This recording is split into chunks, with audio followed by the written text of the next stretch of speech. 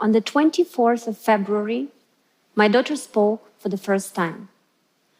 First word was babach, which means the sound of a great explosion. That night we woke to the concussive sound of bombs as our windows came crashing in. It was the bombardment of Kiev. I'm someone who didn't believe it would happen. I was born just a few days before the Chernobyl disaster and a few years before the collapse of the Soviet Union. I grew up in an independent Ukraine, struggling to overcome the legacy of the Soviet system. My mother and my grandmother worked very hard so that I could have a good education because they believed my generation would build the country. And we have. Until 6 weeks ago, Ukraine was on an upward path, becoming more prosperous, more fair, more free. In 2004 and 2013, we marched for democracy and we defeated autocracy. So I was stunned when the windows crashed in.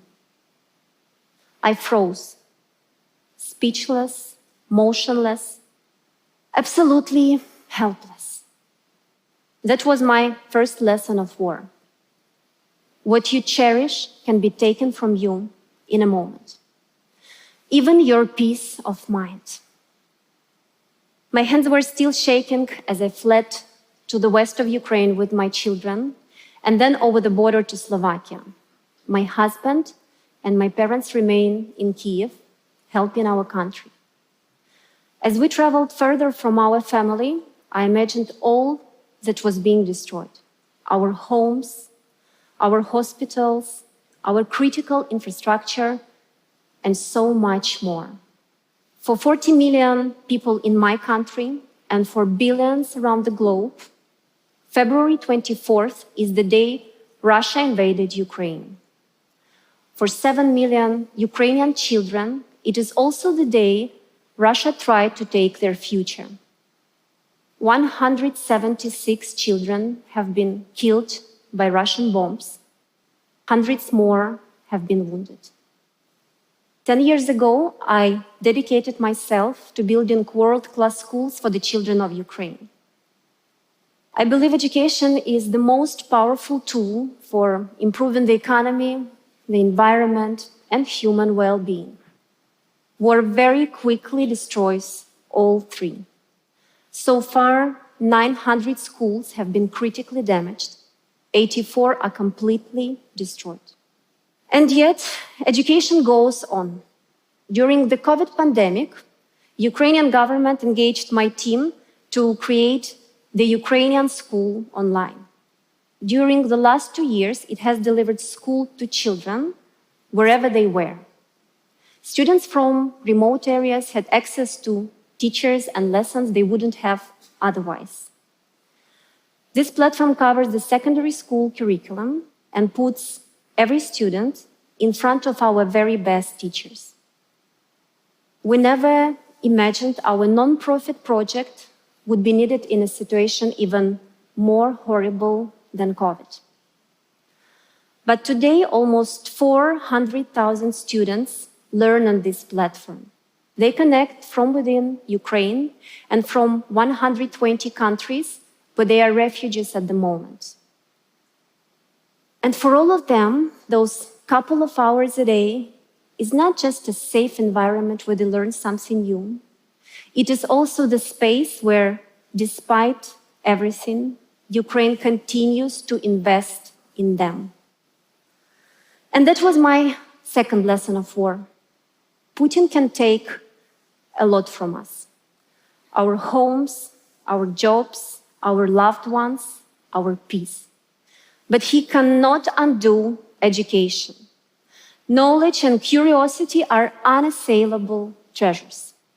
And as long as our children keep learning and our teachers keep teaching, even while they are starving in shelters under bombardment, even in refugee camps, we are undefeated.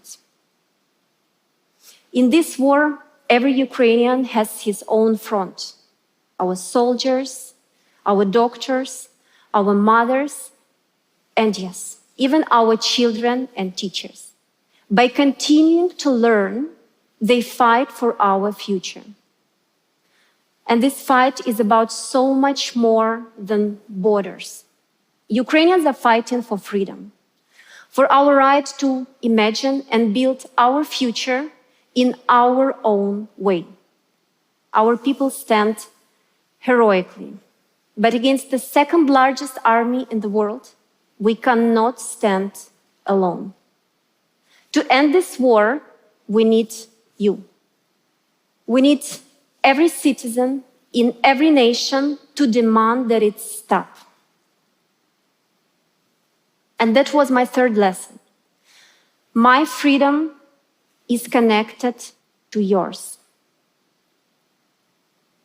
My daughter's first word was the sound of destruction.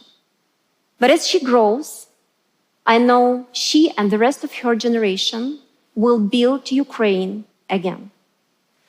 We will rehabilitate our roads, our schools, our hospitals, our houses and people. Fueled by knowledge and curiosity, we will walk again the path to become a prosperous, free nation. If you stand with us.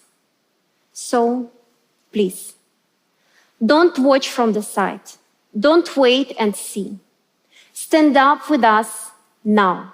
Stand up for freedom. Stand up for democracy. Stand up for Ukraine. Thank you.